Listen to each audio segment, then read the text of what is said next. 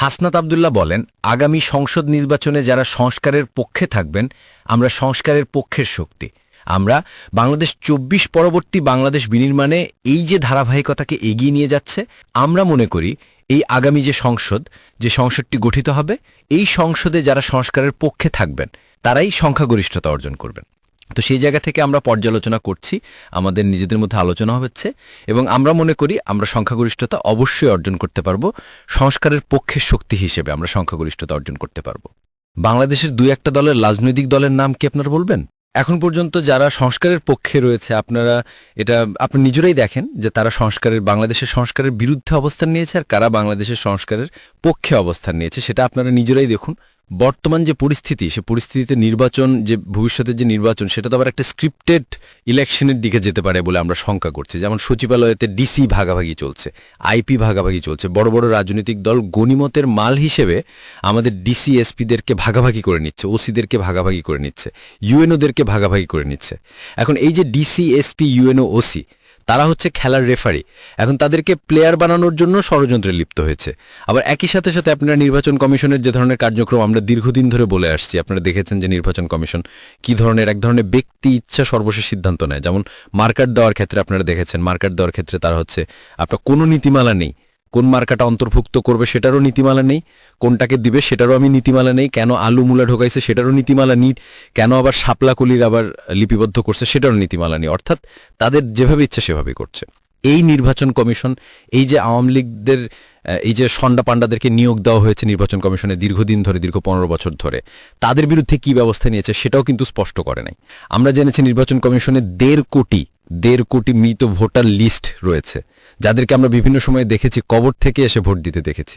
আমরা ২০১৪ সালে, ২০১৮ সালে, ২০২৪ সালে আমরা দেখেছি কবর থেকে এসে ভোট দিয়েছে। ২০ বছর আগে মারা গেছে, এখন নাকি এসে ভোট দিয়েছে এবং বাড়ির সবাই মিলে নির্বাচন কেন্দ্রে খুঁজতে গেছে। এই সার্বিক দিক বিবেচনা এবং দিন শেষে আমাদের যেটা প্রয়োজন সেটা হচ্ছে রাজনৈতিকভাবে যদি আমরা রাজনৈতিক দলগুলো যদি সহায়তা না করে, রাজনৈতিক দলগুলো যদি আগ্রহী না হয় যে একটা ফ্রি ফায়ার পার্টিসিপেটরি একটা ইলেকশন করবে, যদি রাজনৈতিক দলগুলো এক পেজে না আসতে পারে, তাহলে আমি একটা সংখ্যা অবশ্যই দেখতে পাচ্ছি। এই যে সংখ্যাটা উল্লেখ করা হয় আওয়ামী লীগের ক্ষেত্রে, প্রথম বিষয় হচ্ছে আওয়ামী লীগের আলোচনা এখন অপ্রাসঙ্গিক।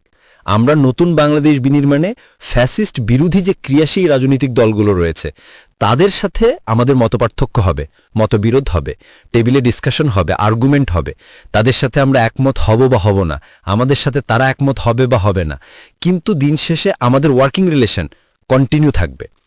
কিন্তু বাংলাদেশের ক্রিয়াশীল গণতন্ত্রগামী কোনো রাজনৈতিক দলের সাথে আওয়ামী লীগ কোনো রাজনৈতিক দল না, এটা ফ্যাসিস্ট একটা সংগঠন এবং এই ফ্যাসিস্ট সংগঠন জনবিরোধী হওয়ার কারণেই কিন্তু বাংলাদেশ থেকে তাদের পালাতে হয়েছে। আপনি যে সংখ্যাটা বললেন সেই সংখ্যার যদি তাদের সমর্থন থাকতো তাহলে তাদেরকে পালাতে হতো না। কই ছিল তারা জুলাইতে? তারা কই ছিল ৫ই আগস্ট? কই ছিল তারা? এবং এই পরিমাণ জনসমর্থন যদি থাকতো তাহলে তাদেরকে তত্ত্বাবধায়ক সরকার ব্যবস্থা বিলোপ করতে হতো না। এই পরিমাণ জনসমর্থন যদি থাকতো আমি তুমি এবং দামি ইলেকশন আয়োজন করতে হতো না। এই পরিমাণ জনসমর্থন যদি তাদের থাকতো তাহলে ১৫৩টা আসন আনকন্টেস্টেড থাকতে পারত না। এই যে আলাপগুলি, সেটি হচ্ছে যে এক ধরনের যারা ফ্যাসিস্টদের, যাদের জিহ্বা দিয়ে, যাদের লেখনী শক্তি দিয়ে, যাদের মিডিয়া দিয়ে যারা এই ফ্যাসিস্টদের বৈধতা উৎপাদন করে দিয়েছে। আপনি দেখবেন ছাত্রদল বা শিবির বা ফ্যাসিস্ট বিরোধী কোনো রাজনৈতিক দলের নেতাকর্মী যদি আগে খুন হতো বা গুম হতো, কিভাবে রিপোর্টিংটা হবে? শিবিরের কর্মীকে পুলিশের সাথে গোলাগুলিতে নিহত, যাতে করে এই বৈধতা উৎপাদন করা যায়। শিবির মূল্যে কোনো অপরাধ নাই, ছাত্রদল মূল্যে কোনো অপরাধ না, বিএনপি মূল্যে কোনো অপরাধ না। এই যে এক ধরনের সংস্কৃতি যারা বৈধতা উৎপাদন করেছে তারাই এখন চুয়া পয়েন্টটা মাঠে নিয়ে আসছে, প্রথমত। দ্বিতীয়ত আপনি দেখবেন অনেক টকশোজীবী আছে যারা ২০২৪ সালে বিএনপি নির্বাচনে অংশগ্রহণ না করার কারণে গণতন্ত্র নাকি কিভাবে ভুলণ্ঠিত হয়েছে এই বয়ান উৎপাদন করেছে, এই সম্মতি উৎপাদন করার চেষ্টা করেছে, তারাই এখন টকশোতে নর্মালাইজ হচ্ছে।